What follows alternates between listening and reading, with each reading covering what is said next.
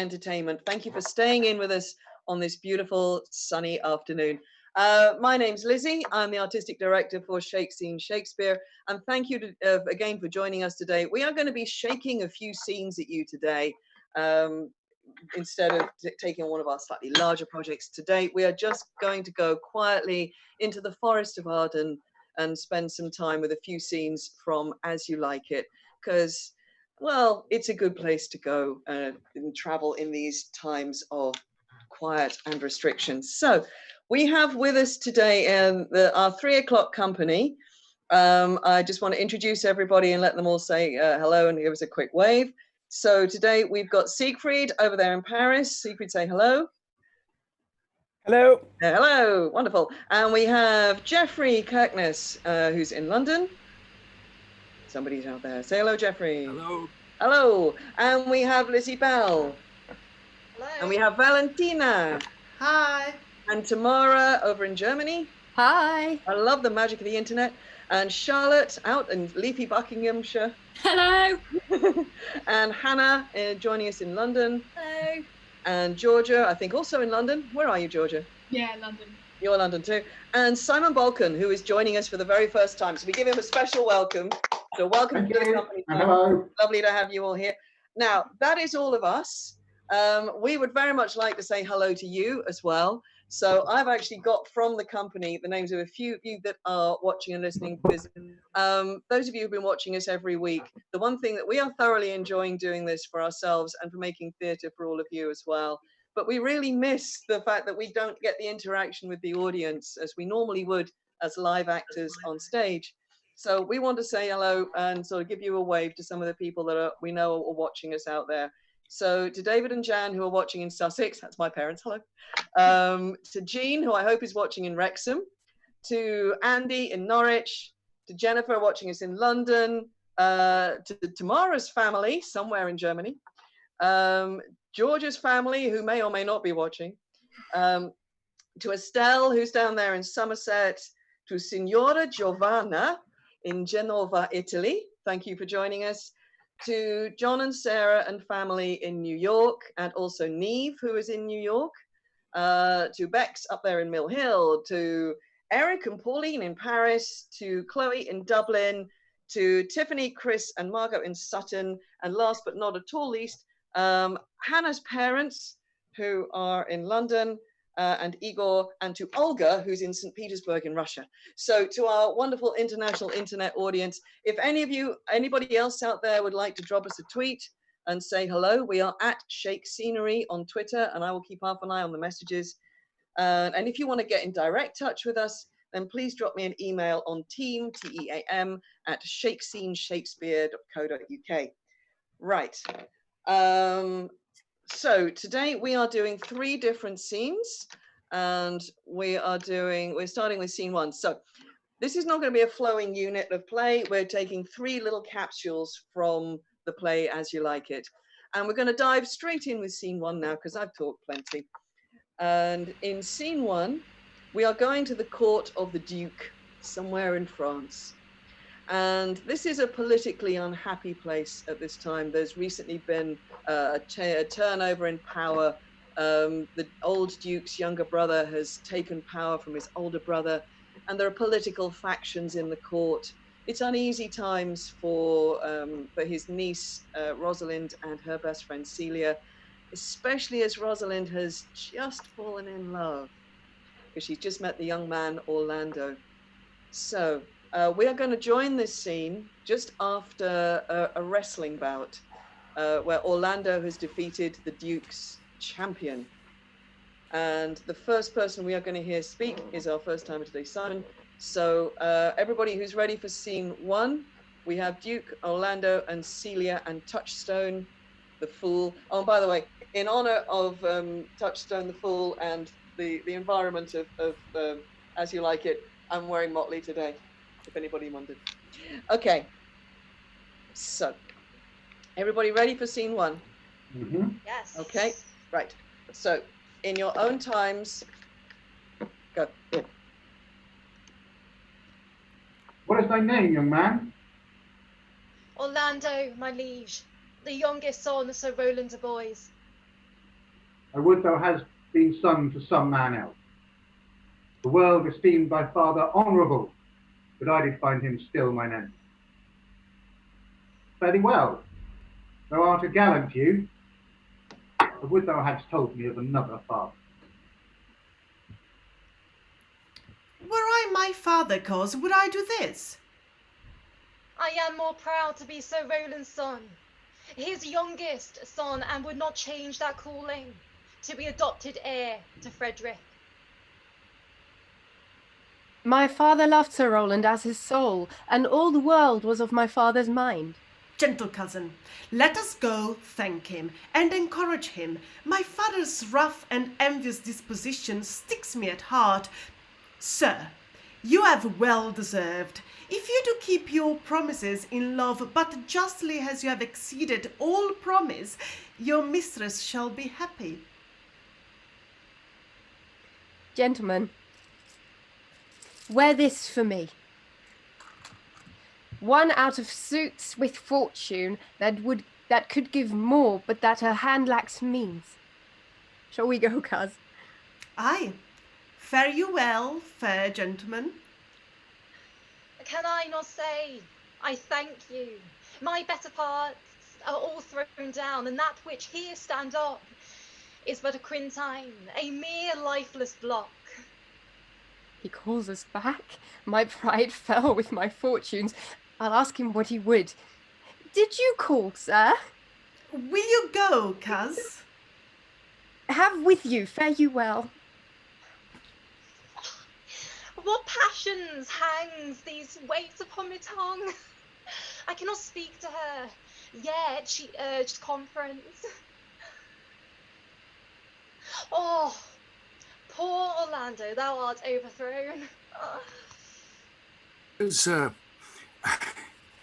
I do in friendship counsel you to leave this place, albeit you have deserved high commendation, true applause and love. Yet such is now the Duke's condition that he misconsters all that you have done. I thank you, sir, and pray you, tell me this. Which of the two was daughter of the Duke?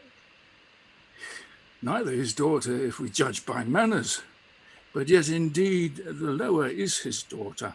The other is daughter to the banished Duke. Sir, fare you well. I rest much bounden to you. Fare you well. Thus must I from the smoke into the smother, from tyrant Duke unto a tyrant brother. Oh, but heavenly Rosaline. Why, cousin? Why, Rosalind? Cupid have mercy, not a word. Not one to throw at a dog. No. Thy words are too precious to be cast away upon curse. Throw some of them at me. Come, lay me with reasons. Then there were two cousins laid up, when the one should be lamed with reasons and the other mad without any. But is all this for your father? No, some of it is for my child's father. Oh, how full of briars is this working day world. They are but burrs, cousin, thrown upon thee in holiday foolery. If we walk not in the trodden paths, our very petticoats will catch them. Well, I could shake them off my coat. These burrs are in my heart. Hem them away.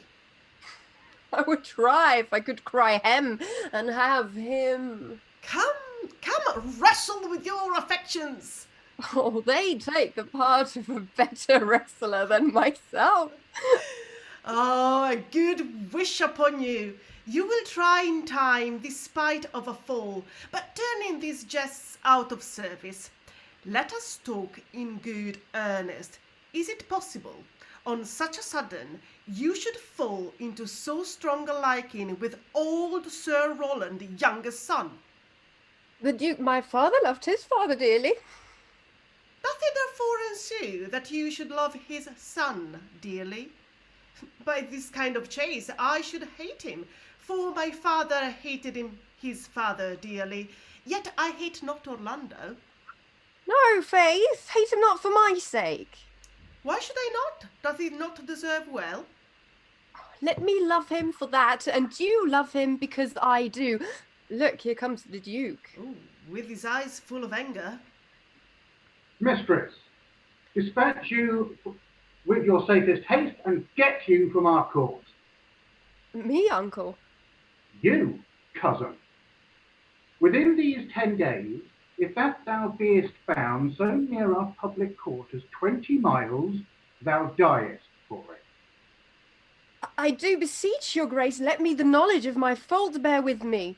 If with myself I hold intelligence, or have acquaintance with mine own desires, if that I do not dream or be not frantic, as I do trust I am not, then, dear uncle, never so much as in a thought unborn did I offend your highness. Thus do all traitors. If their purgation did consist in words, they are as innocent as grace itself. Let it suffice thee that I trust thee not. Yet your mistrust cannot make me a traitor. Tell me whereon the likelihood depends. Thou art thy father's daughter, there's enough. So was I when your highness took his dukedom. So was I when your highness banished him. Treason is not inherited, my lord. Or if we did derive it from our friends, what's that to me? My father was no traitor, then, good my liege, mistake me not so much to think my poverty is treacherous. Dear sovereign, hear me speak.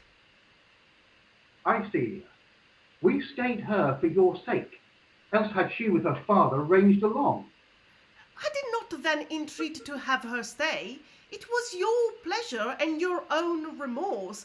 I was too young that time to value her, but now I know her. If she be a traitor, why, so am I. We still have slept together, rose at an instant, learned, played, ate together, and wheresoever we went, like Juno's swan, still we went coupled and inseparable. She is too subtle for thee, and her smoothness, her very silence, and her patience speak to the people, and they pity her. Thou art a fool. She robs thee of thy name, and thou wilt show more bright and seem more virtuous when she is gone. Then open not thy lips. Firm and irrevocable is my doom, which I have passed upon her. She is banished. Pronounce that sentence then on me, my liege. I cannot live out of her company. You are a fool. You, niece, provide yourself. If you outstay the time, upon mine honour and in the greatness of my word, you die. Oh, my poor Rosalind, whither wilt thou go? Wilt thou change fathers? I will give thee mine. I charge thee, be not thou more grieved than I am. I have more cause. Thou hast not, cousin. Prithee be cheerful. Knowest thou not the Duke hath banished me, his daughter? That he hath not. No, hath not. Rosalind lacks then the love which teacheth thee that thou and I are one. Shall we be sundered? Shall we part, sweet girl? No. Let my father seek another heir. Therefore devise with me how we may fly, whither to go, and what to bear with us. And do not seek to take your change upon you, to bear your griefs yourself, and leave me out. For by this heaven, now at our sorrow's pale, say what thou canst, I'll go along with thee. Why, whither shall we go? To seek my uncle in the forest of Arden. And there we are. That's the end of the first scene. Well done, guys.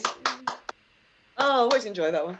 Lovely, lovely. Now, just because I didn't say this before we started, but those of you who are joining us for the first time today, may I just remind you that the way that we work means that those lines were just heard for the first time by the people in the scene. We work from cued parts, and we work without previous group rehearsal, in exactly the same way that many plays were staged during the Renaissance. So that was entirely new theatre created in the moment. And I don't know, I hope you enjoyed it. I certainly did. So let's skip on to scene 2. So we are going now into the Forest of Arden. So we're going to rejoin the story at a point where Rosalind and Celia, in disguise as a young shepherd and a shepherdess, are now living in the Forest of Arden. They have escaped the politics of the court, but they have found themselves kind of in the middle of a whole nother little drama being played out among the shepherds and the shepherdesses of the forest. So let us rejoin them. And so we have everybody for scene 2. We have Corin, Corin the shepherd, who is going to open the scene. There we are. Thank you very much. And we have Celia. We're switching Celias. We have our Rosalind and Silvius and Phoebe. Excellent. So we are now going to the Forest of Arden, and let us see what occasion brings us there. When you're ready, guys, go. Mistress and master, you have oft inquired after the shepherd that complained of love, who you saw sitting by me on the turf, praising his proud disdainful shepherdess that was his mistress. Well, and what of him? If you will see a pageant truly played between the pale complexion of true love and the red glow of scorn and proud disdain, go hence a little, if you will mark it. Oh, come, let us remove. The sight of lovers feedeth those in love. Bring us to this sight, and you shall say, I'll prove a busy actor in their play.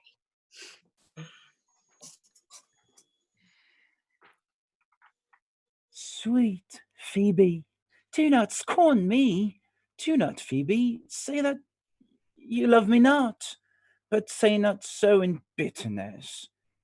The common executioner, whose heart the custom sight of death make hard, falls not the axe upon the humble neck, but first begs pardon. Will you sterner be than he that dies and lives by bloody drops? I would not be thy executioner. I fly thee, for I would not injure thee. Thou tell'st me there is murder in mine eyes. 'Tis pretty, sure, and very probable that eyes, which are the frailest, softest things, who shut their coward gates on atomies, should be called tyrants, butchers, murderers.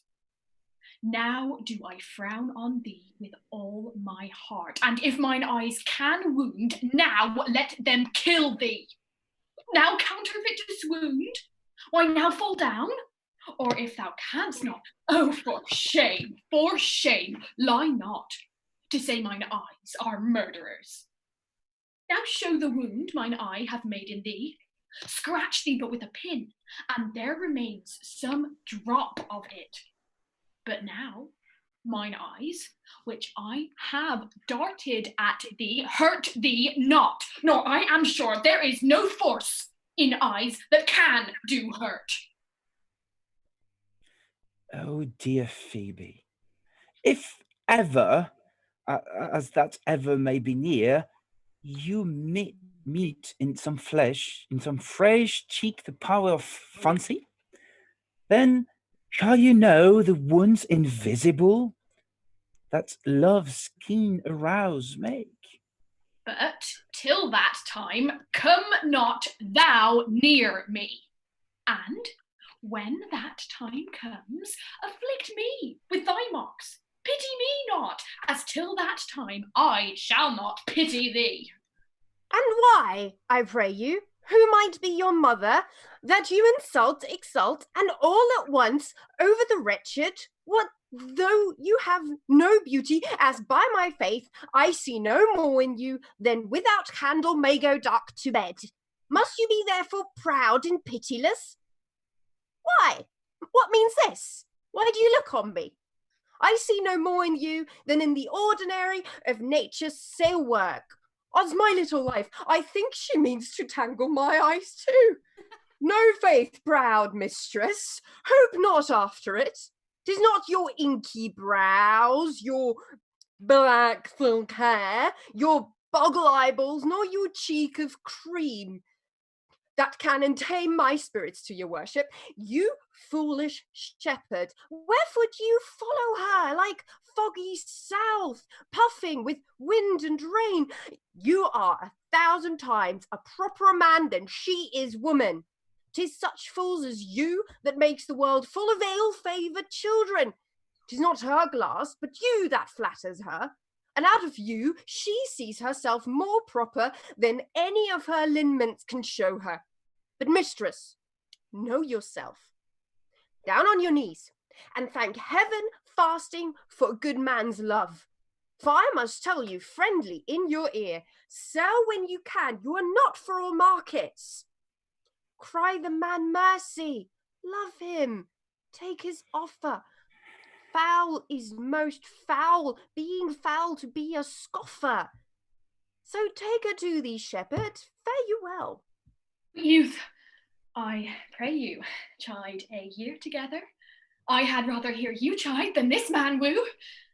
He's fallen in love with your foulness, and she'll fall in love with my anger. If it be so, as fast as she answers thee with frowning looks, I'll sauce her with bitter words.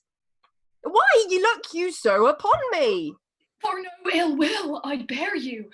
I pray you do not fall in love with me, for I am falser than vows made in wine. Besides, I like you not. Shepherd, ply her hard. Come, sister. Shepherdess, look on him better, and be not proud. Though all the world could see, none could be so abused in sight as he. Come to our flock. Dead shepherd, now I find thy saw of might. Who ever loved, but loved not at first sight. Sweet Phoebe. What sayest thou, Silvius? Sweet Phoebe, pity me. Why, I am sorry for thee, gentle Silvius. Wherever sorrow is, relief would be.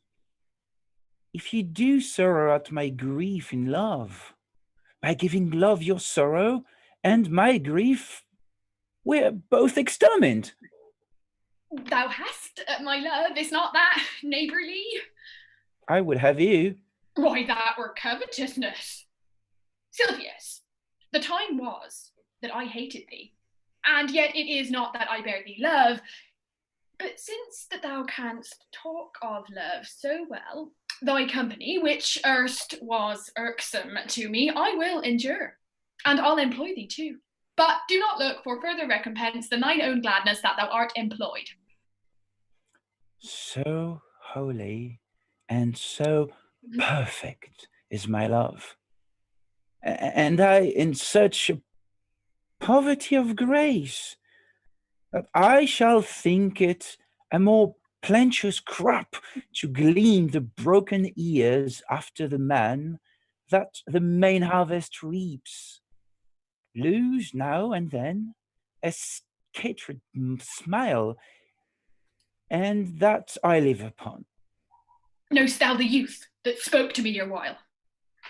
Not very well, but I have met him oft. Think not I love him, though I ask for him. 'Tis but a peevish boy, yet he talks well. But what care I for words? But words do well when he that speaks them pleases those that hear. It is a pretty youth. Not very pretty, but sure he's proud, and yet his pride becomes him.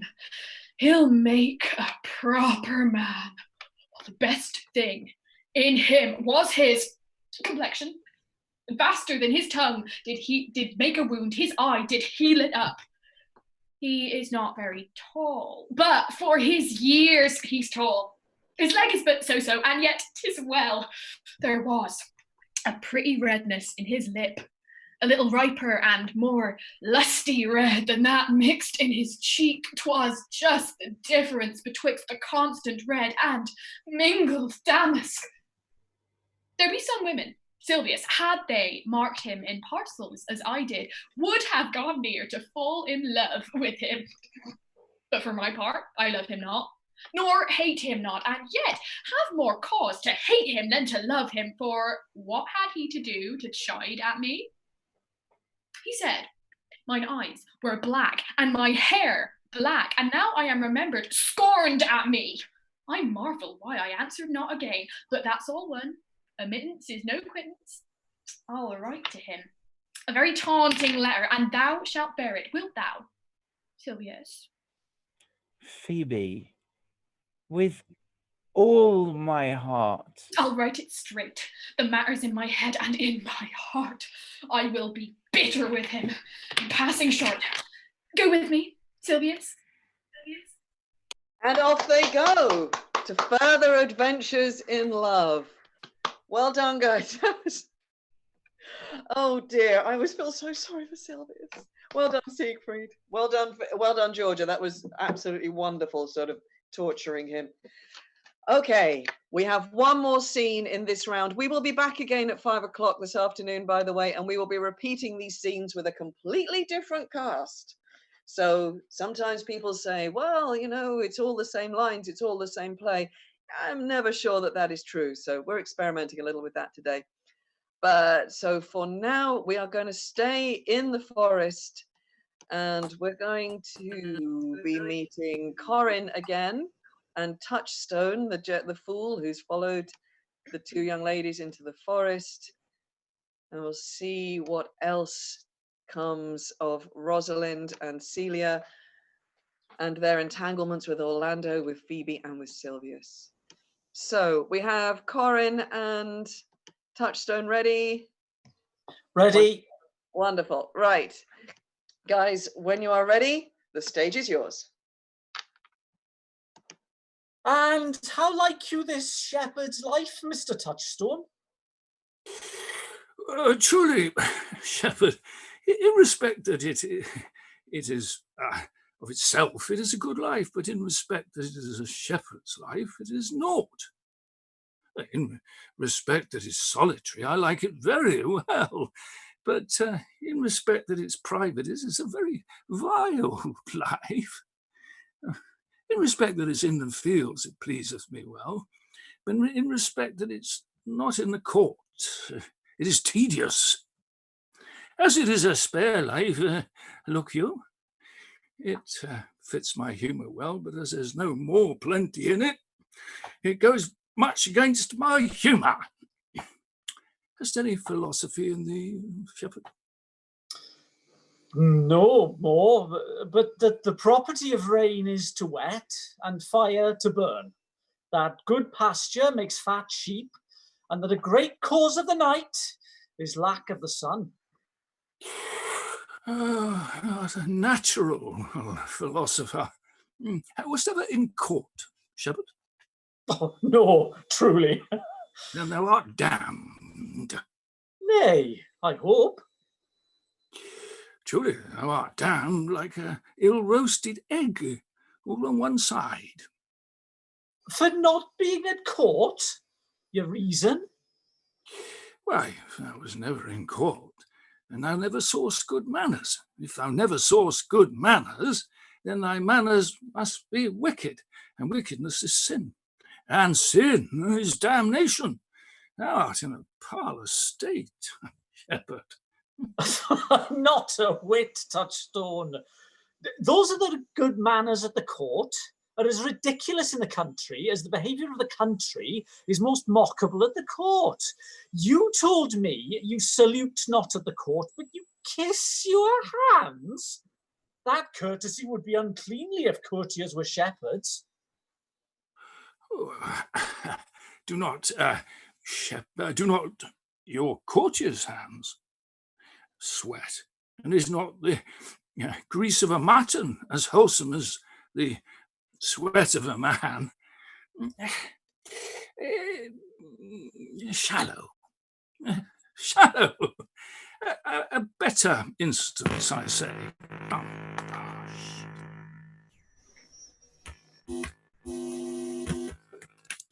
Besides, our hands are hard. Why, we are still handling our ewes, and their fells, are greasy. Besides, Besides, your hands are our I'm here. I'm here. Keep going, Touchstone. You're doing grand. Your lips will feel them the sooner. Your lips will feel them the sooner. Shallow again. More sounder instance. Come.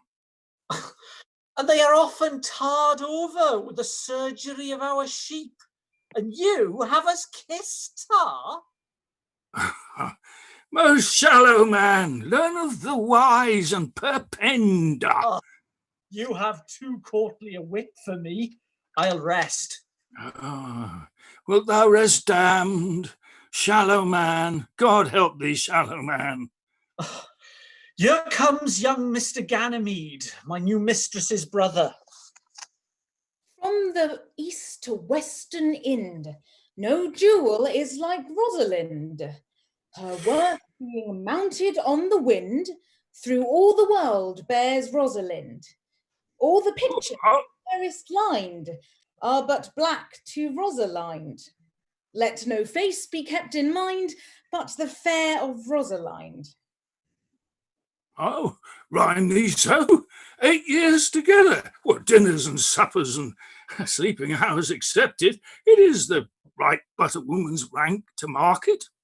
Out, fool. For a taste. If the heart do lack a hind, let him seek out Rosalind. If the cat will after kind, so be sure will Rosalind. Wintered garments must be lined, so must slender Rosalind. They that reap must sheath and bind, then to cart with Rosalind. Sweetest nut hath sourest rind, such a nut is Rosalind. He that sweetest rose will find, must find love's prick and Rosalind. This is a very false gallop of verses. Why do you infect yourself with them? You dull fool, I found them on a tree. Truly, the tree yields bad fruit. I'll graft it with you. You'll be rotten ere you be half ripe. Ah, you have said, but whether wisely or no, let the forest judge. Peace, here comes my sister reading. Stand aside. Why should this desert be? For it is unpeopled. No? Tongues I'll hang on every tree that shall civil sayings show.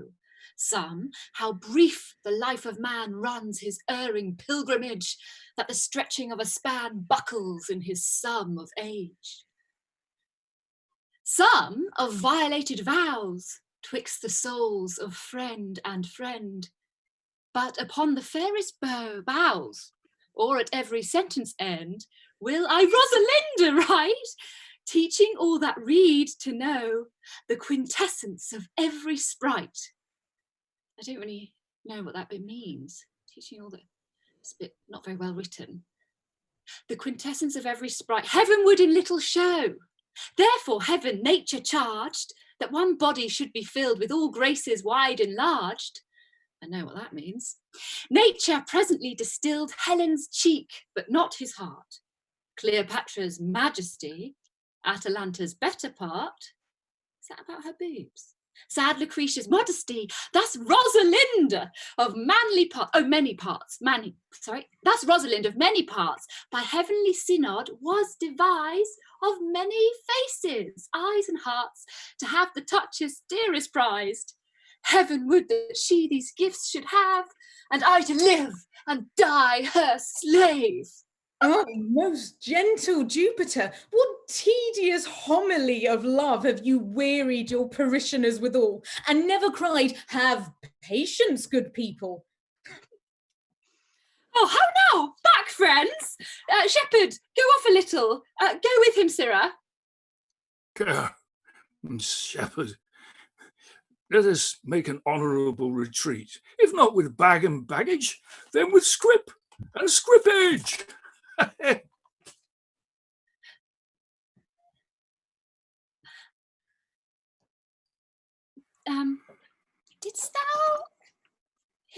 verses? Oh, yes, I heard them all and more too. Didst thou hear, without wondering, how thy name should be hanged and carved upon every tree? I was 7 of the 9 wonders, of the 9 days out of the wonder, before you came. For look here what I found on a palm tree. Oh, you! Who hath done this? Is it a man? And a chain that you once wore about his neck? Change your colour. Why, prithee, who? Oh, Lord, Lord, it is a hard matter for friends to meet. Nay, but who is it? Is it possible? Nay, I prithee now, with your petitionary vehemence, tell me who it is. Oh, wonderful, wonderful, and most wonderful, wonderful, and yet again, wonderful, and after that, out of all hoping. Good my complexion. Dost thou think, though I am caparisoned like a man, I have doublet and hose in my disposition? I prithee, take the cork out of thy mouth, that I may drink thy tidings. So you may put a man in your belly? Is he of God's making? What manner of man? Is his head worth a hat, or his chin worth a beard? It is young Orlando, that tripped up the wrestler's heels and your heart, both in an instant. Nay, but the devil take mocking. Speak, sad brow and true maid. In faith, coz, it is he. Orlando. Orlando! Oh, alas the day! What shall I do with my doublet and hose? What did he, when thou saw'st him? What said he? How looked he? Wherein went he? What makes he here? Did he ask for me? Where remains he? How parted he with thee? And when shalt thou see him again? Answer me in one word. To say aye and no to these particulars is more than to answer in a catechism. Looks he as freshly as he did the day he wrestled? I found him under a tree, like a dropped acorn. It may well be called Jove's tree when it drops forth fruit. Give me audience, good madam. Proceed. There lay he, stretched along, like a wounded knight. Though it be pity to see such a sight, it well becomes the ground. Cry hollow to the tongue, I prithee, it covets unseasonably. He was furnished like a hunter, not a leather. Oh, ominous. He comes to kill my heart. I would sing my song without a burthen. Thou bringst me out of tune. Do you not know I am a woman? When I think, I must speak. Sweet, say on. You bring me out. Soft, comes he not here? Slink by and note him.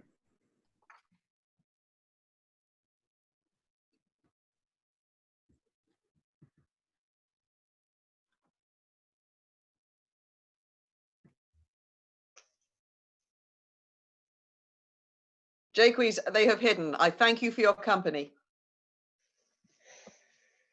I thank you for your company, but good faith I had as lief have been myself alone. And so had I, but yet for fashion's sake, I thank you too for your society.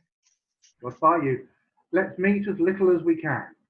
I do desire we may be better strangers.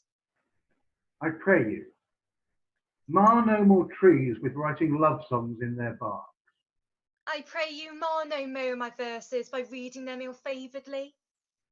Rosalind is your love's name? Yes, just. I do not like her name. Her name was not thought of pleasing you when she was christened. What stature is she of? Just as high as my heart. You have a nimble wit. Will you sit down with me? We two will rail against our mistress, the world, and all our misery. I would chide no breather in the world but myself, against whom I know most faults. The worst fault you have is to be in love. 'Tis a fault I will not change. For your best virtue, I am weary of you. On my troth, I was seeking for a fool when I found you.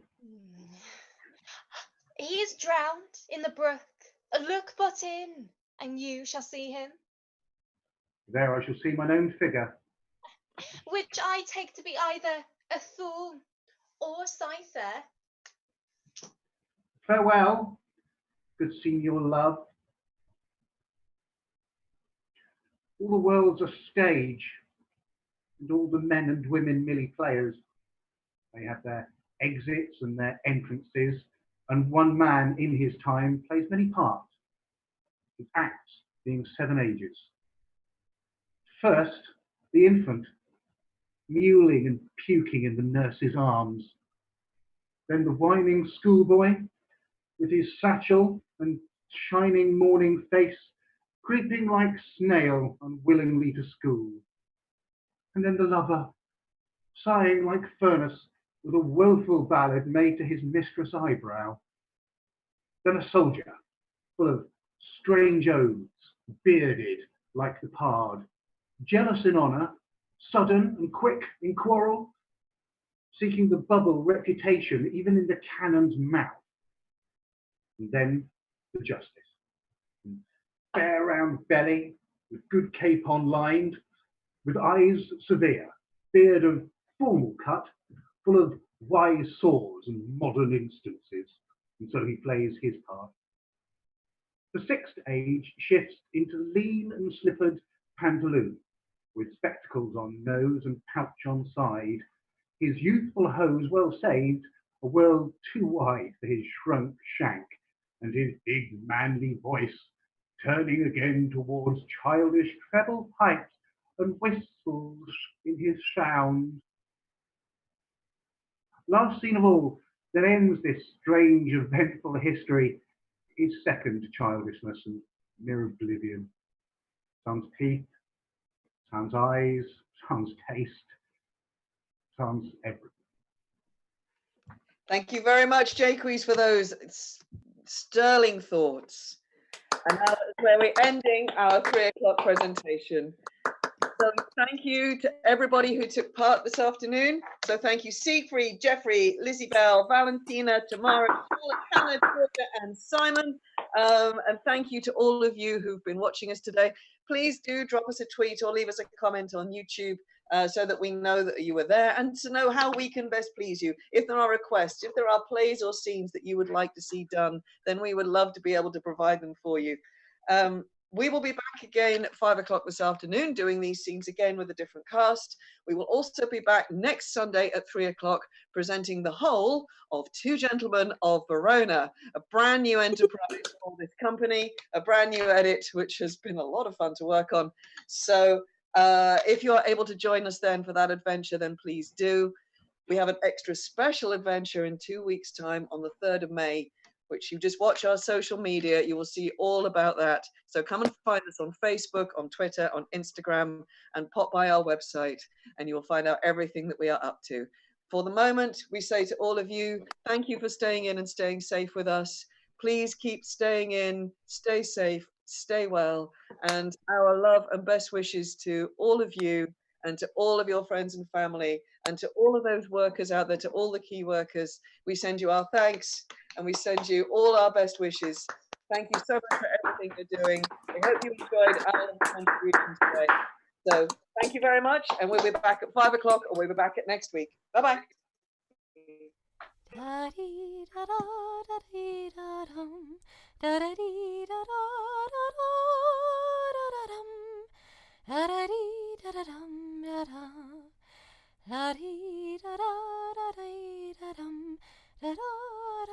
The springtime, the springtime, da da da da da dum, da da da da da da da da dum, da da da da da, la da dee da dum, da da da da da dum, da da da dee da da da dum, da dee da da na hey, nanny no, and a hey, nanny nanny no, da da da dee. Da dum da dum da dum da da dee da da da da da da da da da da da dee da da da da da da la da da da da dee da dum da dum da da da dum la dee da da da da da with a hey and a ho and a hey nonny no la da dee da da da dum da dum da dee da da da da da da da da